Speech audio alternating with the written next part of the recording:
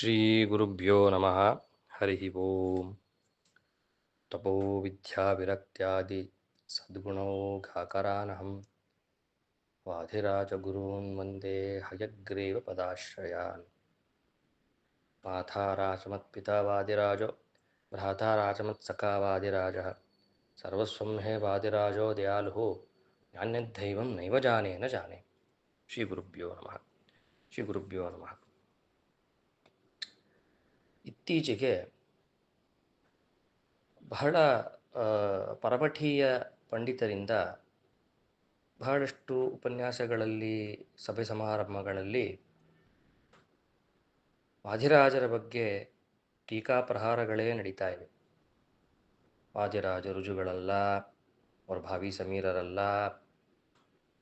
ಕೆಲವು ಕಡೆಯಂತೂ ಇನ್ನೊಂದು ಹೆಜ್ಜೆ ಮುಂದೆ ಹೋಗಿ ವಾದಿರಾಜಿಗೆ ಕುರುಡುತನ ಬಂದಿತ್ತು.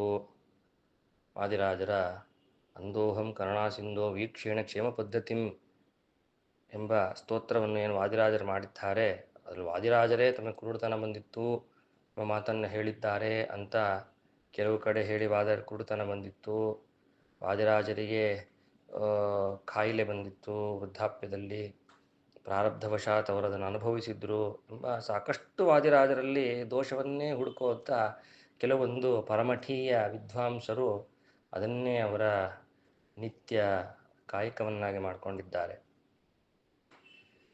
ನಿಮಗೆ ನಿಮ್ಮ ಸ್ವಾಮಿಗಳನ್ನು ನೀವು ನಿಮ್ಮ ಪೀಠದಲ್ಲಿ ಬಂದಂತಹ ಸ್ವಾಮಿಗಳ ಸ್ವರೂಪವೇ ಗೊತ್ತಿಲ್ಲದೆ ನೀವು ಅವರಿಗೆ ಇನ್ನೊಬ್ಬ ದೊಡ್ಡ ಯತಿಗಳ ಅಥವಾ ದೊಡ್ಡ ದೇವತೆಯ ಅಭಿನವ ಎಂಬ ನಾಮಾಂಕಿತವನ್ನು ಕೊಟ್ಟು ಅವರನ್ನು ಜೈಕಾರವನ್ನು ಕೂಗುವಾಗ ನಿಮಗೆ ಆಗದಂತಹ ಬೇಸರ, ಆಗದಂತಹ ಬುಡಕ್ಕೆ ಬೀಳದಂತಹ ಬೆಂಕಿ, ವಾದಿರಾಜರನ್ನು ಭಾವಿ ಸಮೀರು ಅಂದರೆ ನಿಮ್ಮ ಬುಡಕ್ಕೆ ಬೆಂಕಿ ಯಾಕೆ ಬೀಳ್ತದೆ?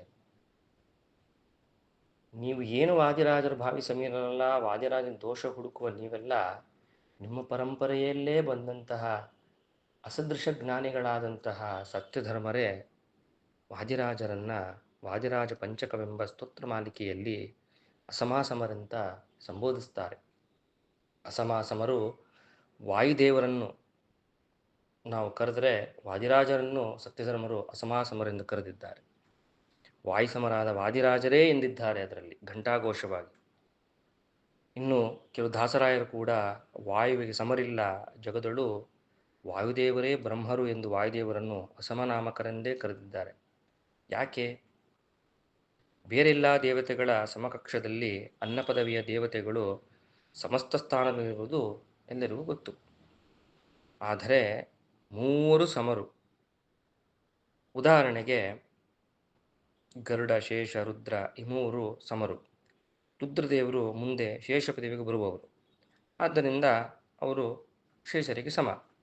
ಆದರೆ ಗರುಡ ಎಂದು ಶೇಷ ಪದವಿಗೆ ಬರುವವರಲ್ಲ, ಶೇಷ ಎಂದು ಗರುಡ ಪದವಿಗೆ ಬರುವವರಲ್ಲ, ಆದರೂ ಗರುಡ ಶೇಷವು ಸಮರು. ಹಾಗೆಯೇ ಇಂದ್ರ, ಕಾಮ ಇವೆರಡು ಬೇರೆ ಬೇರೆ ಪದವಿಗಳಾದರೂ ಕೂಡ ಇಂದ್ರ ಪದವಿಗೆ ಎಂದೂ ಕಾಮ ಬರುವುದಿಲ್ಲ, ಇನ್ನು ಕಾಮ ಪದವಿಗೆ ಇಂದ್ರದೇವರು ಎಂದೂ ಬರುವುದಿಲ್ಲ. ಆದರೂ ಇಂದ್ರಕಾಮೋ ಎಂಬ ಶಬ್ದವನ್ನು ವೇದಗಳಲ್ಲೇ ಇಬ್ಬರು ಸಮರೆಂದು ಆ ಖ್ಯಾತಿಯನ್ನು ವೇದಗಳು ಹೇಳಿದೆ.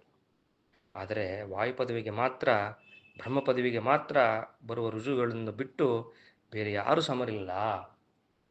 ಆದ್ದರಿಂದ ವಾಯುದೇವರನ್ನು ಅಸಮ ಎಂದು ಶಾಸ್ತ್ರ ಹೇಳಿದೆ. ಅದಕ್ಕೆಂದೇ ಆನಂದ ತೀರ್ಥ ಭಗವತ್ಪಾದಾಚಾರ್ಯರು ನ ಕಶ್ಚಿತ್ ವಾಯುನಾ ಸಮಃ ಎಂಬ ಮಾತನ್ನು ತಾತ್ಪರ್ಯದಲ್ಲಿ ಹೇಳ್ತಾರೆ. ಈ ಶ್ಲೋಕವನ್ನು ವಾದಿರಾಜರು ವ್ಯಾಖ್ಯಾನಿಸಬೇಕಾದ್ರೆ ಹೇಳ್ತಾರೆ, ಸ್ವಪದಯೋಗ್ಯಾನ್ ವಿನಾ ಯತೇಂದ್ರಾದೇಹೇ ಕಾಮಾನಿ ಸಮೋಸ್ಥಿ ತಥಾ ಕಿಂ ವಾಯುರಪೀತಿ ಜಿಜ್ಞಾಸಯೋಮಾಹ ನ ಕಶ್ಚಿತ್ ವಾಯುನಾ ಸಮಃ ಎಂಬ ಮಾತನ್ನು ಹೇಳ್ತಾರೆ. ಬ್ರಹ್ಮ ಪದವಿಗೆ ಯೋಗ್ಯರಾದ ರುಜುಗಳನ್ನು ಬಿಟ್ಟು ಬೇರೆ ಯಾರೂ ವಾಯುವಿಗೆ ಸಮರಲ್ಲ. ಇಂದ್ರಾದಿಗಳಿಗೆ ಹೇಗೆ ತಮ್ಮ ಪದವಿ ಇತರರಾದ ಕಾಮಾದಿಗಳು ಸಮರೋ ಹಾಗಿಲ್ಲ ಎಂಬುದನ್ನು ಸ್ಪಷ್ಟಪಡಿಸಲು ಶ್ರೀಮನ್ ಮಧ್ವಾಚಾರ್ಯರು ವಾಯುದೇವರಿಗೆ ಸಮರಿಲ್ಲ ಎಂಬ ಮಾತನ್ನು ಸ್ಪಷ್ಟವಾಗಿ ತಾತ್ಪರ್ಯದಲ್ಲಿ ಹೇಳ್ತಾರೆ. ಇದರಿಂದ ರುಜುಗಳೆಲ್ಲ ವಾಯು ಸಮರೇ ಎಂಬುದು ಆಚಾರ್ಯ ವಾಕ್ಯದಿಂದಲೇ ಸ್ಪಷ್ಟವಾಗುತ್ತದೆ. ಇನ್ನು ವರದರಾಜೆಯ ವ್ಯಾಖ್ಯಾನವು ನನು ಯಥಾ ರುದ್ರಸ್ಸ ಸಮೋ ವೀಂದ್ರೋಸ್ತಿ ತಥಾ ವಾಯೋ ಸಮೋ ಅನ್ಯೋಸ್ತಿ ಕಿಮಿತಿ ಆಕಾಂಕ್ಷೆಯಾಮಾಹ ಎಂಬ ಮಾತನ್ನು ಹೇಳುತ್ತೆ. ಋಜುಗಳು ಮಾತ್ರ ವಾಯು ಸಮರೇ ವಿನಃ ಬೇರೆಯವರೆಲ್ಲ ಎಂಬ ಮಾತನ್ನು ವದರಾಜಿಯ ಹೇಳುತ್ತೆ.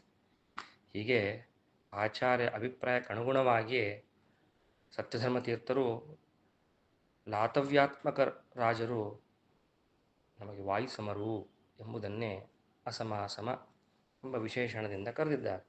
ಇನ್ನು ಇನ್ನೊಂದು ವೃತ್ತಾಂತ, ತ್ರಿಪುರಾಸುರರನ್ನು ಸಂಹರಿಸಿ ತ್ರಿಪುರಾರಿ ಎಂಬ ಬಿರುದನ್ನು ರುದ್ರದೇವರು ಪಡಿತಾರೆ. ಇದನ್ನು ದಾಸರಾಯರು ಹೀಗೆ ವರ್ಣಿಸ್ತಾರೆ: ಪಶುಪತಿ ಮೂರರ ಅಸುರರ ಗೆಲಿಪೋಗೆ ಅಸಮಸೂತನು ಸರಸಿಜ ಸಂಭವ ರಾಜಸುವೆ ಸುವಾಸು ಎಂದು. ಮೇರು ಧನಸ್ಸು ನಾರಾಯಣ ಅಸಿಮಾರ್ಗಣನು ತಿರಳಬಲ್ಲರು ವೇದ ಎಸೆವ ವಾಜಿಗಳು ಸಾಹಸಿಗನು ತಾನಾಗಿ ಎಳದಲ್ಲಿರೆ ಅಸುರಾರಿ ಗೆಲಿಸೆ. ಅಸಹಾಯ ಶೂರ ಹನುಮ ಬೀಸನಿಧಿ ಹಾರಿ ದಶಶಿರಸಿ ಭಂಜಿಸಿ ನಗರವ ಉರುಪಿ ಅಸುರಹ ಕೋಟಿಲಿಂಗ ಅಸಮ ವಿಜಯ ವಿಠಲ ಸದನನು. ನಾಮರಸವಾಗೊಂಬೆ ಪಶುಪತಿ ಗಿಂಧದಿಕ ಎಂಬ ಮಾತನ್ನು ಹೇಳ್ತಾರೆ. ತ್ರಿಪುರಾಸುರರನ್ನು ಸಂಹರಿಸಲು ರುದ್ರದೇವರು ಹೋದಾಗ ಬ್ರಹ್ಮದೇವರೇ ಸಾರಥಿಯಾಗಿ ಬಂದರಂತೆ. ಅದನ್ನೇ ಅಸಮಸೂತನು ಸರಸಿತ ಸಂಭವ ರಾಧಸುವೆ ಎಂಬ ಮಾತನ್ನು ಹೇಳ್ತಾರೆ. ಅದನ್ನೇ ಅಸಮಸೂತನು ಎಂದು. ಮೇರುವೆ ಧನಸ್ಸು ಮತ್ತು ಬಾಣದಲ್ಲಿ ನಾರಾಯಣನು, ವೇದಗಳಲ್ಲಿ ಕುದುರೆಗಳು. ಹೀಗೆ ಶ್ರೀಹರಿ ತಾನೇ ರುದ್ರದೇವರಿಗೆ ಯಶಸ್ಸು ತಂದುಕೊಟ್ಟವನೆಂದು ಅಸಮನಾಮಕ ಬ್ರಹ್ಮವಾಯು ರುದ್ರದೇವರಿಗಿಂತಲೂ ಅಧಿಕರೆಂದು ಸ್ತುತಿಸ್ತಾರೆ ದಾಸವರೆಣ್ಯರು.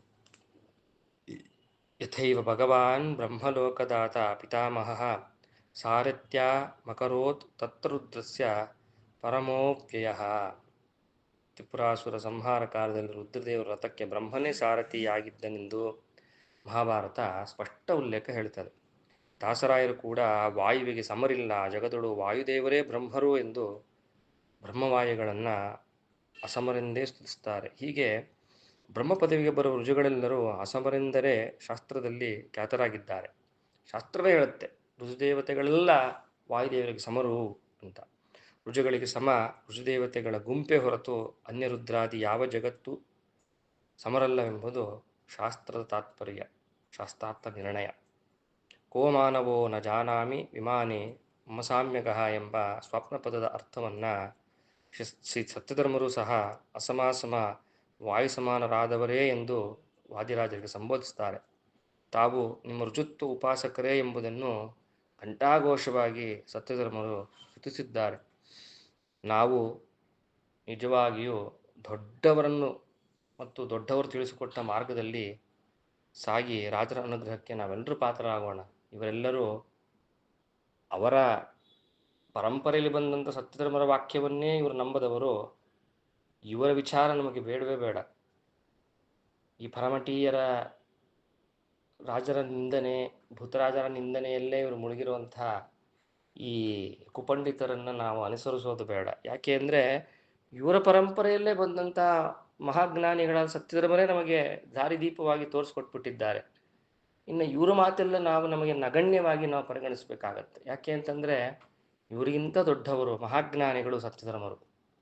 ರುದ್ರಾಂಶರೆಂದೇ ಅವರ ಮಠದವರೇ ಕರೀತಾರೆ. ರುದ್ರಾಂಶ ಸಂಭೂತರಂತೆ ಸತ್ಯಧರ್ಮರನ್ನು ಅವರ ಮಠೀಯರು ಹೇಳಬೇಕಾದ್ರೆ ಅಂಥ ಜ್ಞಾನಿಗಳೇ ನಮಗೆ ರಾಜರು, ಅಸಮಾಸಮರು, ವಾಯುಗೆ ಸಮರು, ಅವರು ಭಾವಿ ಸಮೀರರು ಎಂಬ ಮಾತನ್ನು ವಾದಿರಾಜ ಪಂಚಕದಲ್ಲಿ ಹೇಳಿದ್ದಾರೆ. ನಮಗೆ ಅದನ್ನು ಋಜುತ್ವದ ಪ್ರತಿಪಾದನೆ ಮಾಡಲಿಕ್ಕೆ ಒಂದು ದಾರಿದೀಪವಾಗಿ ಅವರು ನಮಗೆ ತೋರಿಸಿಕೊಟ್ಟಿದ್ದಾರೆ ಎಂದಾಗ ಅಂಥ ಜ್ಞಾನಿಗಳ ಮಾತನ್ನು ನಾವು ನಿಶ್ಚಯವಾಗಿ ನಂಬಬೇಕು. ಇಂಥ ಕುಪಂಡಿತರ ಮಾತನ್ನು ನಾವು ನಗಣ್ಯವಾಗಿ ಇದನ್ನು ಪರಿಗಣಿಸಿ ಇದನ್ನು ವಿಚಾರವನ್ನು ನಾವು ತಲೆಗೆ ಹಾಕ್ಕೊಳ್ಳದೆ ಜ್ಞಾನಿಗಳು ದಾರಿದೀಪವಾಗಿ ತೋರಿಸ್ಕೊಟ್ಟಂಥ ಋಜುತ್ವದ ಪ್ರಮಾಣಗಳನ್ನು ನಾವು ಶಿರಸಾವಹಿಸಿ ರಾಜರ ಋಜುಗಳು ಎಂದು ನಾವು ಅನುಸಂಧಾನ ಮಾಡೋದರಿಂದ ನಮಗೆ ಅಧಿಕವಾದಂತಹ ಸಾಧನೆ, ಅಧಿಕವಾದಂಥ ಪುಣ್ಯ, ರಾಜರ ಪೂರ್ಣಾನುಗ್ರಹ ಸಿಗ್ತದೆ ಅಂತ ಹೇಳ್ತಾ ಇಂಥ ರಾಜರ ನಿಂದಕರನ್ನು ನಾವು ತಿರಸ್ಕರಿಸೋಣ ಅಂತ ಹೇಳ್ತಾ ಶ್ರೀಕೃಷ್ಣ